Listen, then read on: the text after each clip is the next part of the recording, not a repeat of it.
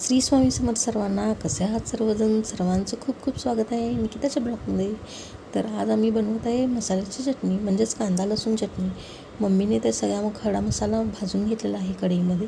धनं जिरं, त्यानंतर ती सोबतच तमालपत्र वगैरे आणि बाकीचेसुद्धा मसाला भाजून घेतलेला आहे.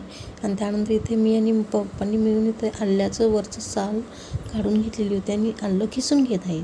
आणि तुम्ही ते बघू शकता, खडा मसाला सगळा भाजून झालेला आहे. जर्मनच्या एका डब्यामध्ये सगळा खडा मसाला भाजून घेतलेला आहे. आणि त्यानंतर आम्ही सगळ्यांनी मिळून नाश्ता केला. मम्मीने ते गरमागरम पोहे केले होते. मस्त गरमागरम पोह्यावर ताव मारला. त्यानंतर लगेचच इथं ओला मसालासुद्धा मम्मीने तयार करून घेतला होता. म्हणजेच आलं लसूण पेस्ट केली होती. त्यानंतरच लगेच कांद्याची सुद्धा पेस्ट करून ठेवली होती. आणि बाकीचेसुद्धा काय काय ओला मसाला तयार करून घेतला होता. आणि पप्पा इथे मिरचीची पोतं घेऊन वगैरे जाणार होते. इथे 2 मिरचीचे पोते झाले होते आणि बाकीचा एक जर्मनचा डब्बा झालेला होता. असं सगळं मिळून पप्पा चटणी करायला घेऊन गेले. त्यानंतर मी आणि मम्मीने मिळून दोघी मिळून स्वयंपाक केला. स्वयंपाकामध्ये आज होतं गरमागरम चकुल्या आणि भात. गरमागरम तिखट चकुल्या आणि भात माझ्या घरी सगळ्यांनाच आवडतं, त्यामुळे आज आम्ही त्याचा बेत केला होता. इथे चकोल्या तयार केलेल्या आहेत. मम्मीने आणि मी दोघी मिळून स्वयंपाक केला होता. चकोल्या मस्त गरमागरम तयार झालेल्या होत्या. त्यामध्ये तूप घालून घेतलं आणि सोबतच तोंडी लावायला कैरी चिरली होती. कैरीला मी फक्त चटणीने मीठ लावलं होतं. खूपच छान लागत होतं. जेवण वगैरे केलं. त्यानंतर पप्पांनी भाजी आणलेली होती, ते सगळं व्यवस्थित करून ठेवत होतं. इथे सोबतच कांदा, बटाटा, टोमॅटोसुद्धा आणलेला होता. सगळं व्यवस्थित भाज्या वगैरे लावून घेतल्या. फ्रीजमध्ये पालेभाज्या आणि फळभाज्या वगैरे सगळं लावून घेतलं. त्यानंतर इथे पप्पांनी कढीपत्तासुद्धा आणला होता काल बाजारामधून. तोच कढीपत्ता वगैरे आम्ही सगळा व्यवस्थित करून ठेवला. सोबतच रताळीसुद्धा 1 किलो आणली होती.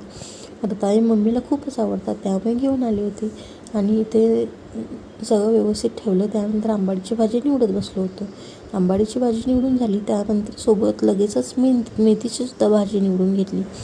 भाजी वगैरे निवडून झाली. थोडा वेळ विश्रांती केली. विश्रांती केल्यानंतर पप्पांनी जाऊन लगेचच चटणी घेऊन आली.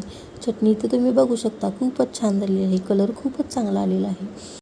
वर्षभराची चटणी तर तयार झाली. मम्मी उद्या ढोकळा बनवणार होती, त्यासाठीच तिची तयारी चालू होती. इथे मम्मीने तांदूळ आणि हरभरा डाळ भिजत घातली होती, तेच बारीक करून ठेवत होती, जेणेकरून उद्या सकाळी लवकर उठल्यावर नंतर लगेच ढोकळा तयार होईल. आणि ढोकळ्याचं पीठ वगैरे सगळं तयार करून घेतलं. त्यानंतर मम्मी इथे वर्षभराची चटणी केलेली होती, त्याची पूजा करत होती. पहिला इथे विभूती वगैरे लावून घेतली. त्यानंतर लगेच इथं हळदी कुंकू लावून घेत होती. सोबतच नंतर लगेचच हळदी कुंकू लावून झाल्यानंतर फूल वगैरे लावून अगरबत्ती लावून घेतली. जेवण वगैरे करून भांडी घासली. आणि इथे दुपारी मम्मीनं शेंगदाणे आणि मटकी भिजत घातली होती दुपारी मोड आणण्यासाठी. तर इथं मी चाळणमध्ये पाणी